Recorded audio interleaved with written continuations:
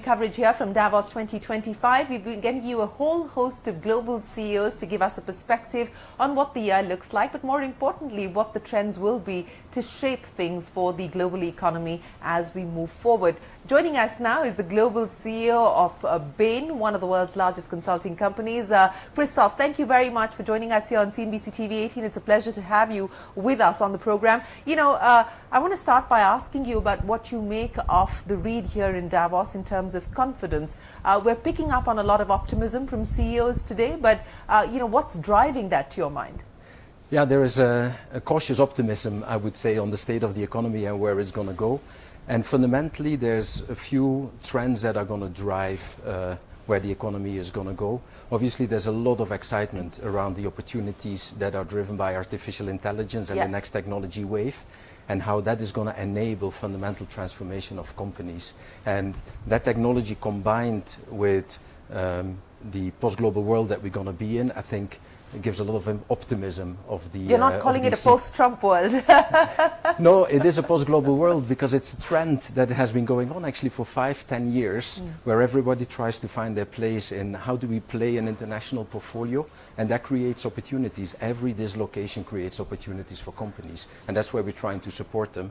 The opportunities around AI, the opportunities in a post-global world, the opportunities in the energy world, because there's a lot of questions around the energy as well. And if you put everything together, I think if we're going to look back 5 or 10 years from now, we might see 2025 actually as the year of the start of a great transformation, powered by all of these fundamental trends of AI, energy, and post-global realignment. And that is exciting in terms of the opportunities that it poses for companies. And I'm sure that there will be plenty of challenges along the way as well to deal with. But 2025, the year of transformation. So let's unpack each of those trends that you just spoke of. And let's start by talking about AI, because that clearly is the big buzzword here. As you speak with your clients today, what is the readiness? What is the willingness? What is the capacity to take the risk at this point in time? What are they telling you? Yeah, so if you see 2 years ago, it was ChatGPT launch, and everybody was really excited. And this year, the excitement is there. I mean, the models have accelerated significantly. The results of the companies are very mixed. And so now what we're discussing is how do you turn the promise of AI into true results? And we find it exciting that as we listen to CEOs and what we hear on the ground and what we observe from our clients, is we would call that probably only 10 to 15% of the companies around the world are what we would call on high alert status, which is really ready to lean in and to take the opportunity that AI will present in the world, because it will be fundamental. And that is a number that we would love to see increase, so that companies really work on their competitive positions for the years to come. So this 10 to 15% number that you spoke of, and that's a global number that you're giving us, could potentially be the early adopters of AI at scale. Are there any particular sectors that you find these companies in? Yeah, there's a few sectors that we've truly seen leaning in the generative AI world. And contrary to what might have been expected, it's actually the financial services industry that's at the forefront. It's more regulated, but at the same time, they're truly leaning in. I think in the life sciences and in the pharma world, we see a lot of opportunities followed by retail. Of course, everybody is moving, but if you would have to say who's ahead now, we would call out probably the financial services industry. Yes, and I think that's what I'm picking up here as well in my conversations with CEOs. But let's talk about the other bucket that you laid out for us, and that's energy. And I think there are question marks at this point in time, especially in a post-Trump world specifically, on what happens now as far as the energy transition is concerned. Do you believe that the threat of a setback is perhaps overdone at this point in time? We look at it from 3 different angles, because we see energy as having a triple challenge. The first challenge is probably one of the bigger ones that is emerging, is we need enough energy to power the world, the growth in India, and of course also the technology transformation. There needs to be enough energy. From a social point of view, it needs to be affordable. And at the same time, we need to continue on the transition. And I think each poses different challenges for companies in order to ensure their availability of industry and to ensure a competitive price situation, so that wherever you sit around the world, whether it's in India, in Europe, you have enough energy, and it helps you to make your industry competitive on the longer term. And then the energy transition, we believe, will continue around the world for different reasons, societal transformation, energy independence, and in certain places it's also the lowest cost source of energy. Yes. And so we will think that from a market point of view that will play out, and on the longer term we will continue to see investment behind the energy transition if you take it at a global level. And the third bucket, what a post-global world means in terms of opportunities. Here over the last few years, especially post-pandemic, everyone's been talking about reshoring, friendshoring, supply chain resilience and diversification. What will that now lead to? We've seen some of that happen already, but what will you expect on that front? Yeah, so this is going to happen, and companies need to think about it. And you highlight some individual questions on topical points. The way we think about it is, as companies, you need to think of your portfolio strategy from a geopolitical point of view. Companies have learned in the past to think about their portfolio strategy in products, in markets, customer segments. Nowadays, you have to think about your portfolio strategy also from a geopolitical lens. Where I'm going to play, where I'm not going to play, where is it worth, where isn't it worth to play. And I think also for countries like India, for instance, what role can I play and should I play into that post-global world, and how do I take that realignment as an opportunity so that I can support my industrial base, my companies in my country, in order to tap into the opportunities that the post-global world will present.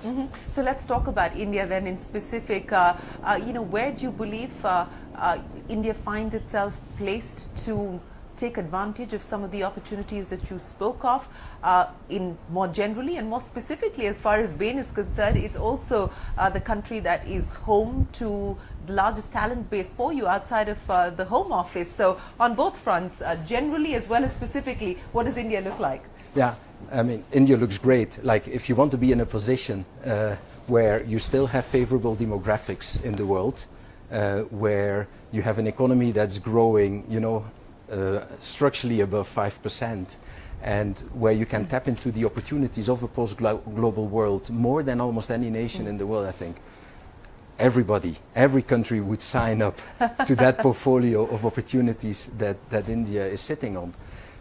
And so in that sense, I think it's also good for India then to say, now how do we put ourselves on high alert around the opportunities so that we tap into the opportunities of AI, enable the energy transition, in the energy availability, build the infrastructure to support our companies in the AI wave. And I think that is also something that we want to do together with our talent. As you say, after the US, it's our biggest talent pool. Our consulting staff, a capability center, our support staff. And what we want to ensure is that we will bring our consulting staff and our capability centers towards the future, enabling themselves to be centers of excellence in an AI world. And I think that will present great opportunities, not just for us, but also for our India teams as we look into the future. A great economy, a great country to be part of, to support the growth of the companies there, and great opportunities for all the talent that we have in the Indian market. Well, Christophe, you've also very closely been looking at M&A at Bain and looking at private equity at Bain as well. So, from a 2025 perspective, what's the expectation, especially when we talk about AI? Do you believe that's going to lead to M&A and consolidation? Also private equity, where is the money going to be headed? Yeah, so there's two trends there. On the corporate side, there's going to be M&A. And we will see an acceleration of M&A coming out of this cycle, because if you would put a pause in 19 and look into 25, it's actually on certain dimensions more normal again, coming out of the big cycles of COVID. And so we will see a resurgence of M&A. I think we see it every day happening now. On the private equity side, private equity has gone through a similar cycle as the overall economy, with a peak and a slowdown. But if we look into a long-term trend, making abstraction again of the COVID period, we see that 2024 was already a good year of growth again for the private equity. And we think that the industry is in a healthy base to continue that underlying trend line that we saw before COVID. And corporate deal making will be great, because corporate deal making is typically a great exit route for private equity firms. And then the stock markets are healthy, and IPOs are also a healthy exit route. And when the exit routes are good for private equity, we see private equity thrive. Is there convergence between buyer and seller expectations? There's increasingly convergence of buyer and seller expectations, and that's why we see the deal flow again accelerating, I think, which is great news for everybody involved in the industry. How acquisitive is Bain feeling at this point in time? You've done about 24 acquisitions in the last, 18 odd years. What does it look like from here on? Well, we do acquisitions to expand our offering, to increase our capabilities, and a lot of our acquisitions that we've done and our partnerships have been in the technology space, expanding the talent that we have to support our clients in their AI transition and transformation.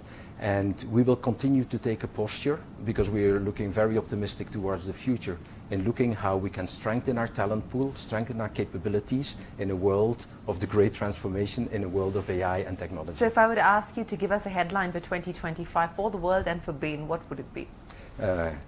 Go for the opportunities as the start of a great transformation. Go for the opportunities. It's the start of a great transformation. That's the story, that's the buzz, and that is the readout here from the Global CEO of Bain. Christophe, it's been an absolute pleasure. Many, many thanks for joining us here on CNBC-TV18. We are going to take a break, but the conversations will continue right here. Don't go anywhere. We're back in a moment with more from Davos.